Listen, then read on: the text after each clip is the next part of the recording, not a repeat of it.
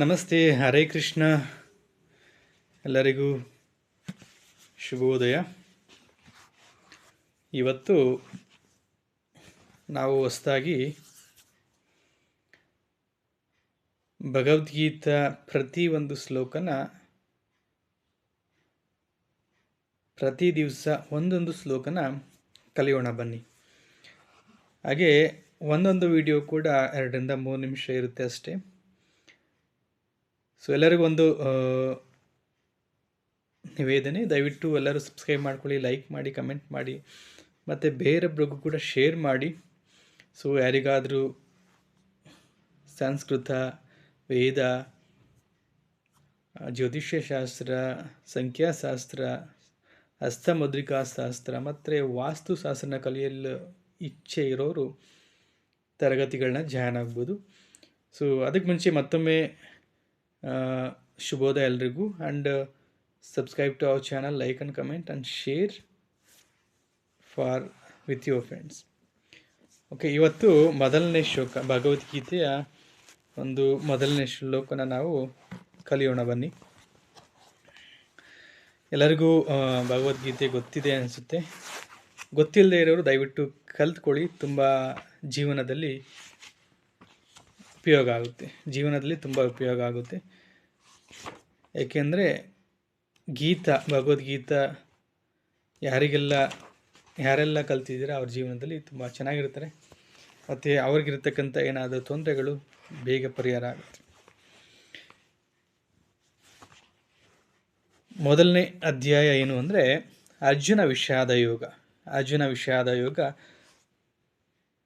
ಕುರುಕ್ಷೇತ್ರ ರಣರಂಗದಲ್ಲಿ ಸೇನಾವಲೋಕನ. ಅಂದರೆ ಕುರುಕ್ಷೇತ್ರ ರಣರಂಗದಲ್ಲಿ ಏನಾಗುತ್ತೆ ಅನ್ನೋ ಒಂದು ವಿಷಯ ಇಲ್ಲಿಂದ ಪ್ರಾರಂಭ ಆಗುತ್ತೆ. ಕುರುಕ್ಷೇತ್ರದಲ್ಲಿ ಏನೆಲ್ಲ ನಡೆಯುತ್ತೆ ಅನ್ನೋದು ಮೊದಲನೇ ಶ್ಲೋಕ. ಈ ಮೊದಲನೇ ಶ್ಲೋಕನ ಕನ್ನಡದಲ್ಲಿ ಮತ್ತು ಹಿಂದಿನಲ್ಲಿ, so the script is available in Hindi, Kannada and in description box. So ಯಾರಿಗಾದ್ರೂ ಬೇಕಾದಲ್ಲಿ ಡಿಸ್ಕ್ರಿಪ್ಷನ್ ಹೋಗಿ ಚೆಕ್ ಮಾಡಿ ದಯವಿಟ್ಟು ಓದ್ಕೋಬೋದು ಶ್ಲೋಕನ. ಮೊದಲನೇ ಶ್ಲೋಕ: ಧೃತರಾಷ್ಟ್ರ ಉವಾಚ ಧರ್ಮಕ್ಷೇತ್ರೇ ಕುರುಕ್ಷೇತ್ರೇ ಸಮವೇತಾಯುಯುತ್ಸವಃ ಮಾಮಕಾ ಪಾಂಡವಶ್ಚೈವ ಕಿಮಕುರ್ವತ ಸಂಜಯ. ಮತ್ತೊಮ್ಮೆ ಹೇಳ್ತೀನಿ, ಕೇಳಿ ನೋಡ್ಕೊಳ್ಳಿ. ಧೃತರಾಷ್ಟ್ರ ಉವಾಚ ಧರ್ಮಕ್ಷೇತ್ರೇ ಕುರುಕ್ಷೇತ್ರೇ ಸಮವೇತಾಯುಯುತ್ಸವಃ ಮಾಮಕಾ ಪಾಂಡವಶ್ಚೈವ ಕಿಮಕುರ್ವತ ಸಂಜಯ. ಈ ಶ್ಲೋಕದ ಅರ್ಥ ಏನು ಅಂದರೆ, ಧೃತರಾಷ್ಟ್ರ ಹೇಳ್ತಾನೆ, ಈ ಸಂಜಯ, ಯುದ್ಧಾಪೇಕ್ಷೆಯಿಂದ ನನ್ನ ಮಕ್ಕಳು ಅಂದರೆ ಪಾಂಡವರು ಧರ್ಮಕ್ಷೇತ್ರದಲ್ಲಿ ಅಂದರೆ ಕುರುಕ್ಷೇತ್ರ ಯುದ್ಧದಲ್ಲಿ ಸೇರಿದ ನಂತರ ಏನು ಮಾಡಿದ್ರು ಅಂತ ಧೃತರಾಷ್ಟ್ರ ಸಂಜಯನಿಗೆ ಕೇಳ್ತಿದ್ದಾನೆ. ಮತ್ತೊಮ್ಮೆ ಹೇಳ್ತೀನಿ ನೋಡಿ ಶ್ಲೋಕನ. ಧೃತರಾಷ್ಟ್ರ ಉವಾಚ ಧರ್ಮಕ್ಷೇತ್ರೇ ಕುರುಕ್ಷೇತ್ರೇ ಸಮವೇತಾಯುಯುತ್ಸವಃ ಮಾಮಕಾ ಪಾಂಡವಶ್ಚೈವ ಕಿಮಕುರ್ವತ ಸಂಜಯ. ಪ್ರತಿ ದಿವಸ ಒಂದೊಂದು ಶ್ಲೋಕನ ಕಲ್ತ್ಕೊಳ್ತಾ ಹೋದರೆ ನೀವು ಪ್ರತಿ ದಿವಸ ಒಂದು ಇಲ್ಲಾಂದರೆ ಎರಡೆರಡು ಶ್ಲೋಕ ಕಲ್ತ್ಕೊಳ್ತಾ ಆದರೆ ಪ್ರತಿ ದಿವಸ 1 ವರ್ಷದಲ್ಲಿ ನೀವು ಸಂಪೂರ್ಣವಾಗಿ ಭಗವದ್ಗೀತಾನ ಕಲ್ತ್ಕೋಬೋದು. ಪ್ರತಿ ದಿವಸ ಒಂದೊಂದು ಶ್ಲೋಕ ಮಾತ್ರ ಕಲಿತೀನಿ ಅಂದರೆ ನೀವು 2 ವರ್ಷದಲ್ಲಿ ನೀವು ಭಗವದ್ಗೀತಾ ಸಂಪೂರ್ಣ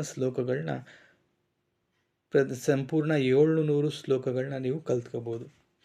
ಸೊ ಈ ಶ್ಲೋಕದ ಅರ್ಥ ಹೇಳಿದ್ದೀನಿ ಆಲೆ. ಏನು ಹೇಳ್ತಾನೆ, ಧೃತರಾಷ್ಟ್ರ ಸಂಜಯನಿಗೆ ಕೇಳ್ತಾನೆ, ಯುದ್ಧಾಪೇಕ್ಷೆಯಿಂದ ನನ್ನ ಮಕ್ಕಳು ಧರ್ಮಕ್ಷೇತ್ರದಲ್ಲಿ ಸೇರಿದ ನಂತರ ಏನು ಮಾಡಿದ್ರು ಅಂತ ಧೃತರಾಷ್ಟ್ರ ಸಂಜಯನಿಗೆ ಕೇಳ್ತಾನೆ. ಇಲ್ಲಿಗೆ ಈ ಶ್ಲೋಕನ ಮುಗಿಸೋಣ. ಮುಂದಿನ ಶ್ಲೋಕವನ್ನು ಮುಂದಿನ ವಿಡಿಯೋದಲ್ಲಿ ಅಪ್ಡೇಟ್ ಮಾಡ್ತೀವಿ. ಮುಂದಿನ ಪ್ರತಿಯೊಂದು ವಿಡಿಯೋಗಳಿಗಾಗಿ ದಯವಿಟ್ಟು ಸಬ್ಸ್ಕ್ರೈಬ್ ಮಾಡ್ಕೊಳ್ಳಿ, ಲೈಕ್ ಮಾಡಿ, ಕಮೆಂಟ್ ಮಾಡಿ. ಸಬ್ಸ್ಕ್ರೈಬ್ ಮಾಡಿಕೊಂಡ್ರೆ ಮಾತ್ರ ನಿಮಗೆ ನೋಟಿಫಿಕೇಷನ್ ಬರುತ್ತೆ ಪ್ರತಿಯೊಂದು ಅಪ್ಡೇಟ್ಸ್ ಆದ ನಂತರ. ಅದಕ್ಕಾಗಿ ದಯವಿಟ್ಟು ಸಬ್ಸ್ಕ್ರೈಬ್ ಮಾಡ್ಕೊಳ್ಳಿ, ಲೈಕ್ ಮಾಡಿ, ಕಮೆಂಟ್ ಮಾಡಿ ಮತ್ತು ಶೇರ್ ಮಾಡಿ. ಮತ್ತು ಸಂಸ್ಕೃತ ಕಲಿಯಲು ಇಚ್ಛೆ ಇರತಕ್ಕಂಥವ್ರು ದಯವಿಟ್ಟು ತರಗತಿಗೆ ಜಾಯ್ನ್ ಆಗ್ಬೋದು. ಮುಂದಿನ ಜನವರಿಯಿಂದ ಹೊಸ ತರಗತಿಗಳು ಸ್ಟಾರ್ಟ್ ಆಗುತ್ತೆ. ಧನ್ಯವಾದಗಳು.